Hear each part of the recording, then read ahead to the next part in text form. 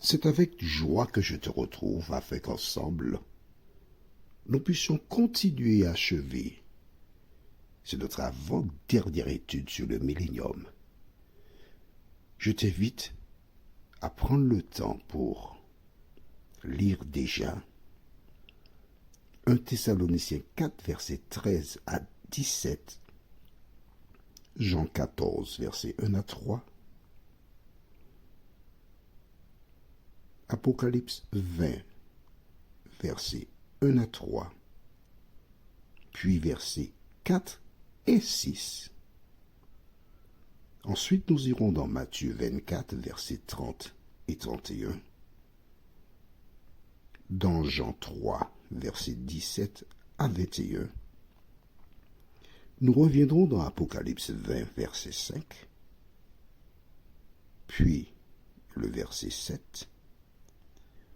Nous ferons un tour dans Apocalypse 21, verset 2. Et notre dernière référence sera Apocalypse 20, verset 8. Je t'invite à écouter cet audio au moins 3 fois pour bien comprendre. Bien sûr, avoir ton cahier de 300 pages pour prendre des notes. Tu découvriras aujourd'hui des vérités insoupçonnées. Avant d'aborder le thème, prions. Notre Seigneur et notre Dieu, merci pour la parole qui est codée. Cet esprit vient une fois de plus nous instruire et nous conduire dans cette vérité.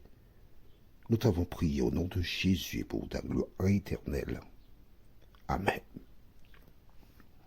Allons dans 1 Thessaloniciens chapitre 4 et nous lisons à partir du verset 13. Nous ne voulons pas, frères, que vous soyez dans l'ignorance au sujet de ceux qui dorment. Donc, il s'agit de personnes qui dorment. En clair, des morts. Je continue.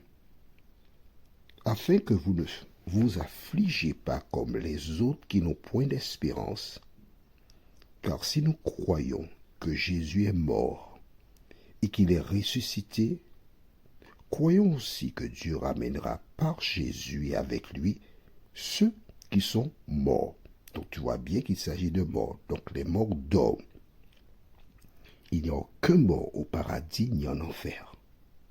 Que se passera-t-il? Verset 15. Voici, en effet, ce que nous vous déclarons d'après la parole du Seigneur. Nous les vivants, restés pour l'avènement du Seigneur, c'est-à-dire les personnes qui seront vivantes au retour de Jésus. Nous ne devancerons pas ceux qui sont morts, c'est-à-dire que nous ne partirons pas au ciel avant ceux qui sont morts en Jésus. Nous ne devancerons pas. Ça veut dire qu'on ne va pas partir avant. Est-ce que c'est clair pour toi?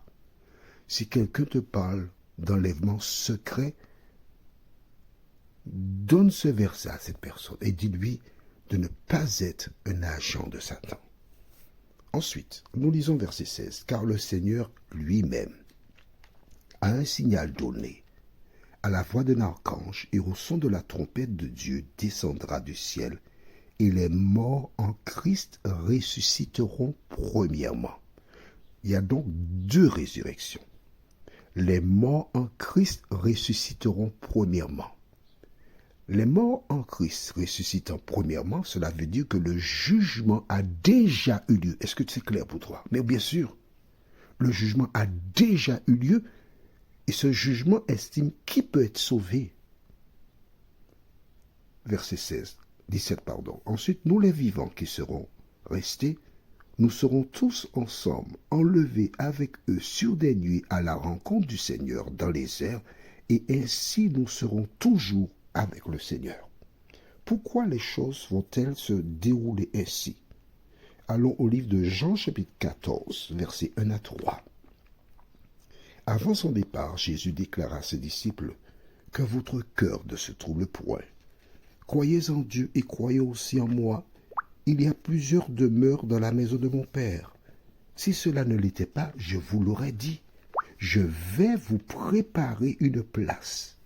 Et lorsque je m'en serai allé et que je vous aurai préparé cette place, je reviendrai et je vous prendrai avec moi, afin que là où je suis, vous y soyez aussi. Jésus a laissé la terre et il a promis qu'il reviendra sur terre chercher ses enfants pour les emmener où? Dans un lieu où il a préparé une place pour eux. C'est clair pour toi? Allons maintenant dans Apocalypse 20 et nous lirons les versets 1 à 3. Rappelle-toi, nous avons vu que les saints ressuscités, les saints vivants sont enlevés sur des nuées dans les airs à la rencontre du Seigneur. Et ils montent où? Au ciel. Mais oui, Jésus a dit, je vais vous préparer une place. Donc Jésus, il est où? Au ciel. Il a été préparé une place pour nous dans la maison de son Père. Et une fois que les saints sont partis avec Jésus au ciel, qu'arrive-t-il? Lisons dans Apocalypse 20, versets 1 à 3. Puis je vis descendre du ciel un ange qui avait la clé de l'abîme et une grande chaîne dans sa main. Il saisit le dragon, le serpent ancien, qui est le diable et Satan, et il le lia pour 1000 ans. Il le jeta dans l'abîme, ferma et scella l'entrée au-dessus de lui, afin qu'il ne séduisît plus les nations, jusqu'à ce que les 1000 ans fussent accomplis. Après cela, il faut qu'il soit délié pour un peu de temps. Au retour de Jésus, toutes celles et ceux qui n'ont pas fait la paix avec Dieu sont exterminés, ils sont morts. Les saints sont enlevés au ciel. La terre est vide. Il ne reste que Satan tout seul. Et quand la Bible dit qu'il est enchaîné, c'est-à-dire qu'il est retenu sur la terre, il ne peut aller nulle part. Il est coincé. Et la terre devient une prison pour lui. Mais pendant combien de temps? 1000 ans. N'oublie pas ça, 1000 ans. Tandis qu'il se trouve là pendant 1000 ans, que se passe-t-il? Toujours au même chapitre 20, nous lisons verset 4. Et je vis des trônes, et à ceux qui s'y assirent fut donné le pouvoir de juger, et je vis les âmes de ceux qui avaient été décapités à cause du témoignage de Jésus, et à cause de la parole de Dieu, et de ceux qui n'avaient pas adoré la bête ni son image, et qui n'avaient pas reçu la marque sur leur front et sur leurs mains. Ils revinrent à la vie et ils régnèrent avec Christ pendant 1000 ans. Donc, pendant que Satan est seul sur la terre pendant 1000 ans, les saints qui sont montés sur les nuées à la rencontre du Seigneur dans le ciel règnent avec lui pendant 1000 ans. D'accord? C'est la même période de 1000 ans. Nous sautons le verset 5 et nous lisons le verset 6. Heureux et saints ceux qui ont part à la première résurrection, la seconde mort n'a point de pouvoir sur eux, mais ils seront sacrificateurs de Dieu et de Christ et ils régneront avec lui pendant 1000 ans. En fait, le verset 6, c'est la suite du verset 4. Je t'ai expliqué que Jean, qui a rédigé Apocalypse, il n'a pas écrit tout de manière chronologique à certains moments. Mais quand tu étudies la Bible, tu comprends et tu vois. Heureux et saints ceux qui ont part à la première résurrection. Rappelle-toi, nous avons vu dans 1 Thessaloniciens 4, les morts en Christ ressuscitèrent premièrement. Donc il s'agit de ces personnes-là. Et elles régneront avec Christ pendant 1000 ans. Garde la page. Allons dans Matthieu chapitre 24 et nous lirons les versets 30 et 31.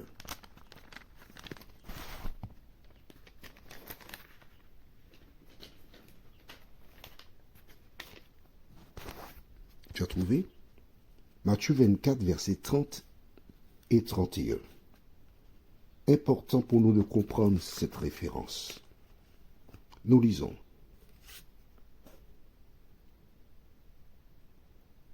Alors le signe du Fils de l'homme paraîtra dans le ciel.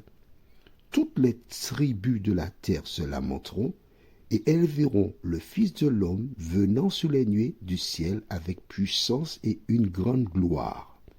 Il enverra ses anges avec la trompette retentissante, et ils rassembleront ses élus des 4 vents, depuis une extrémité des cieux jusqu'à l'autre.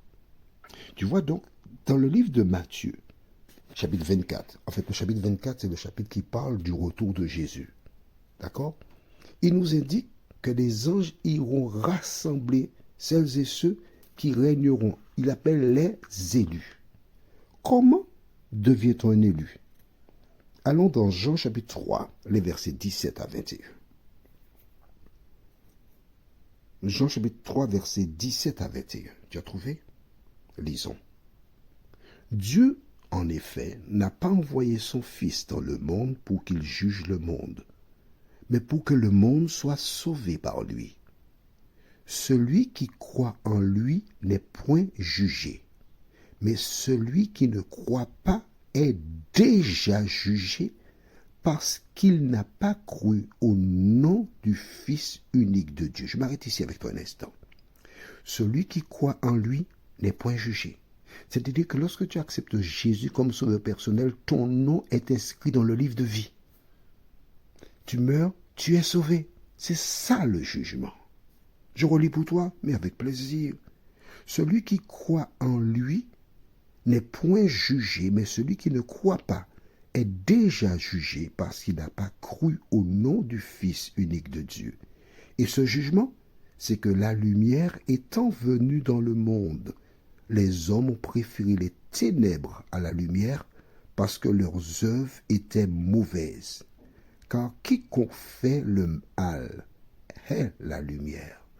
Il ne vient point à la lumière de peur que ses œuvres ne soient dévoilées. Mais celui qui agit selon la vérité, ou encore Jésus, vient à la lumière afin que ses œuvres soient manifestées parce qu'elles sont faites de quoi? De Dieu. Voici comment le jugement a lieu. Ne t'imagine pas qu'il y aura une grande foule, on va dire, bon, ceci à gauche.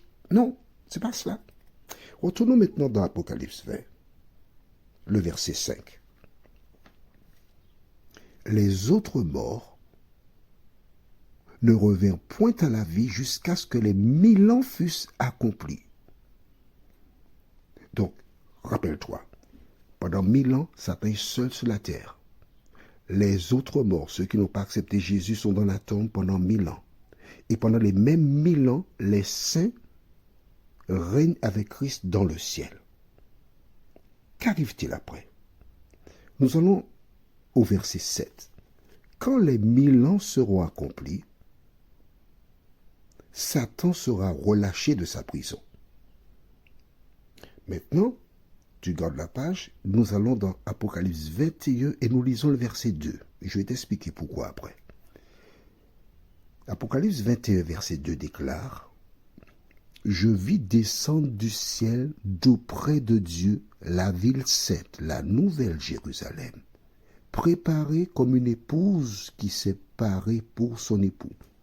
Ce verset-là, Apocalypse 21, verset 2, sa place, c'est juste après le verset 7. Je relis le verset 7 pour 3.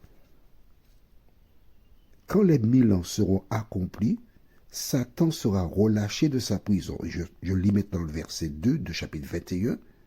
D'accord? Je vis descendre du ciel d'auprès de Dieu la ville sainte, la nouvelle Jérusalem, préparée comme une épouse qui s'est parée pour son époux. Pourquoi ce verset? C'est là qu'il vient? C'est simple. Lisons le verset 8. Et il sortira, donc il, c'est Satan, sortira pour séduire les nations qui sont aux 4 coins de la terre, Gog et Magog, afin de les rassembler pour la guerre. Leur nombre est comme le sable de la mer. Et que feront-ils? Nous lisons déjà pour que tu comprennes bien. On va revoir ça la prochaine fois aussi. Que feront-ils? Nous lisons le verset 9. Et ils montèrent sur la surface de la terre, ce qui sous-entend qu'ils étaient dans la terre, donc ce sont donc les morts qui sont ressuscités. et ils investirent le camp des saints et la ville bien-aimée. Ah, tu vois, pour qu'ils attaquent la ville bien-aimée, il faut qu'elle soit sur terre. Voilà pourquoi Apocalypse 21, verset 2 vient juste avant. Est-ce que c'est clair pour toi? Je reprendrai avec toi lors de la prochaine étude cette partie-là. Prions.